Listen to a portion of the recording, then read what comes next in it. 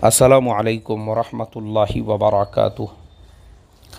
मोहतरम भाइयों, बुज़ुर्गों, दोस्तों, जैसे जैसे ईद का दिन करीब आते जा रहा है, लोग ईद की नमाज से मुताल्लिक़ मसाइल कसरत से पूछ रहे हैं।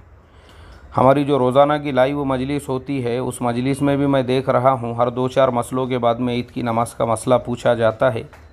तो मैंने वादा किया था कि ईद की नमाज के मुकम्मल तरीक़े का एक वीडियो हम अपने चैनल पे अपलोड करेंगे ताकि तमाम लोग उससे इस्तेफ़ादा कर सके। और मेरी दरख्वास्त है, ये जो मुकम्मल तरीक़ा मैं आपको हवालों के साथ मुदल्लल तरीक़े से बता रहा हूँ, इसको अपने हर कॉन्टेक्ट्स के साथ में शेयर करें, तमाम मुसलमानों तक इसको पहुँचाए ताकि किसी भी ईमान वाले की ईद की नमाज जो है वो उसमें किसी किस्म की कोई कमी ना रहे, वो नमाज मुकम्मल रहे, वो नमाज दुरुस्त रहे। तो सबसे पहले ईद की नमाज का वक्त सूरज तुलू होने के 20 मिनट बाद से शुरू होकर ज़वाल तक रहता है, यानी ज़ोहर की नमाज का अव्वल वक्त शुरू होने के 15 मिनट पहले तक रहता है।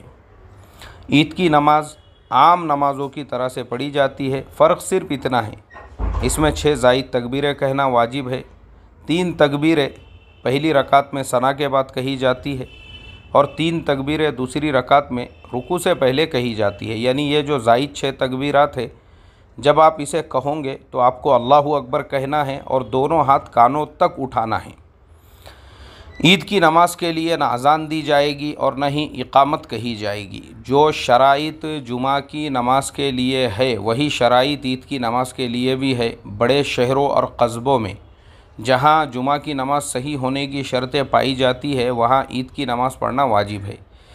यानी जिन पर जुमा की नमाज़ अदा करना फ़र्ज़ है, उन पर ईद की नमाज़ अदा करना भी वाजिब है।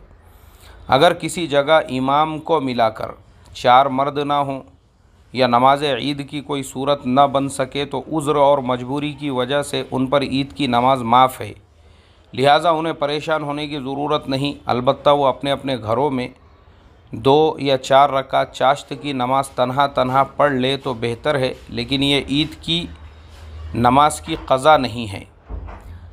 चाश्त की नमाज का वक्त सूरज तुलू होने के 20 मिनट बाद से शुरू होकर ज़ोहर की नमाज का अव्वल वक्त शुरू होने के 15 मिनट पहले तक रहता है। औरतों पर ईद की नमाज वाजिब नहीं है। आम हालात में उनके लिए ईदगाहों और मसाजिद में जाकर ईद की नमाज में शरीक होना मना है। अलबत्ता लॉकडाउन की वजह से अगर घरों में ही ईद की नमाज होती है तो महरम मर्दों की सफ़ के पीछे रहकर जमात में शरीक होना औरतों के लिए जायज़ है। ईद का खुतबा देना सुन्नत है। अगर किसी को खुतबा पढ़ना ना आता हो तो वो पहले खुतबे में सूरह फातिहा, दूसरे खुतबे में अत्तहियात या नमाज में पढ़ा जाने वाला दुरूद इब्राहिम पढ़ ले तो इससे भी उसका खुतबा अदा हो जाएगा।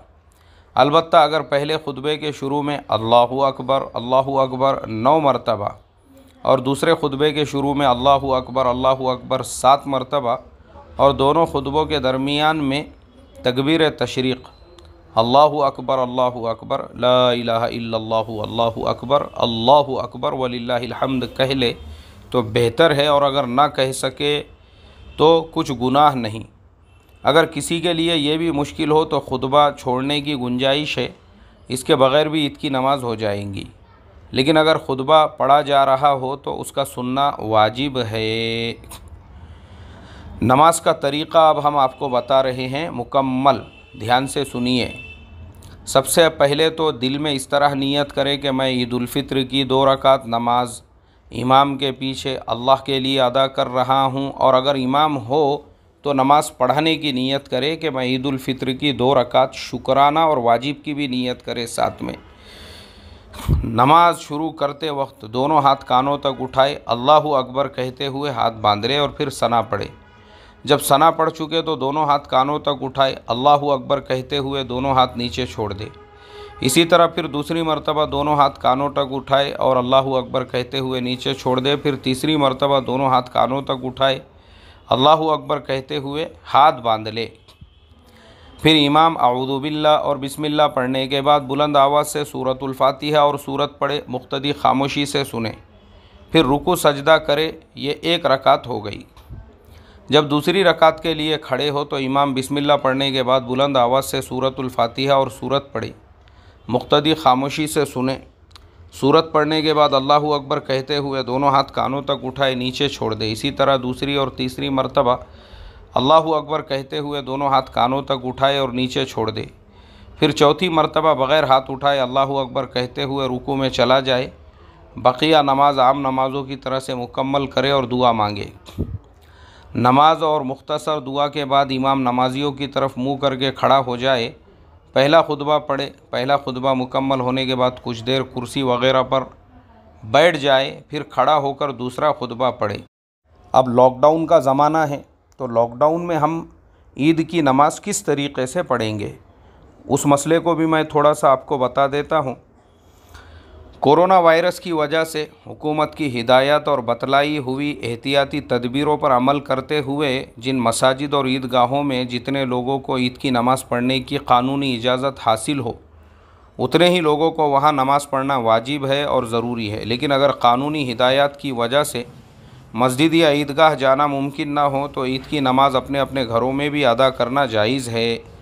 लेकिन ईद की नमाज़ सही होने के लिए इमाम के अलावा कम से कम 3 बालिग़ मर्दों का होना ज़रूरी है। यानी इमाम को मिलाकर 4 मर्द हज़रात होने पर ही ईद की नमाज़ अदा करे। अच्छा, ये पूरे मसाइल जो मैंने आपको बताया हूँ, फ़िक़्ह हनफ़ी की सबसे मुस्तनद और मुदल्लल जो किताब है शामी, उसकी जिल्द नंबर 3 किताबुस सलात बाबुल ईदैन से लिए गए हैं। फिर भी अगर किसी को कोई मसला समझ में ना आता हो, तो हमारी जो लाइव मजलिस होती है तरावीह के बाद में, उसमें शरीक होकर आप फ़ेस टू फ़ेस मेरे से वो मसला पूछ सकते हैं, या फिर आप हमको ईमेल कीजिए। इंशाअल्लाह हम आपको फिर वो भी मुकम्मल जवाब देने की पूरी कोशिश करेंगे। आपसे दरख्वास्त यही है कि ये पूरा और मुकम्मल तरीक़ा अपने तमाम जानने पहचाने वालों तक भी पहुँचाए, ताकि उनकी भी ईद की नमाज़ दुरुस्त हो सके। अल्लाह हम तमाम को अमल की तौफ़ीक़ अता फ़रमाए। हमारी ईदों को, रमज़ान के रोज़ों को, तरावियों को और टूटी फूटी इबादतों को अपने फ़ज़लो करम से कबूल फ़रमाए। अभी इफ़्तार का वक्त है, मसाजिद में चारों तरफ देखो इफ़्तार की दुआएं पढ़ाई जा रही है। इसी बाबरकत वक्त में मैंने ये मैसेज आप लोगों के लिए रिकॉर्ड किया, ताकि ज़्यादा से ज़्यादा इससे इस्तेफ़ादा हो सके। दुआओं की खुसूसी दरख्वास्त, अपनी दुआओं में मुझ हक़ीर फ़कीर को भी याद रखिए। अस्सलामु अलैकुम व रहमतुल्लाहि व बरकातुहू।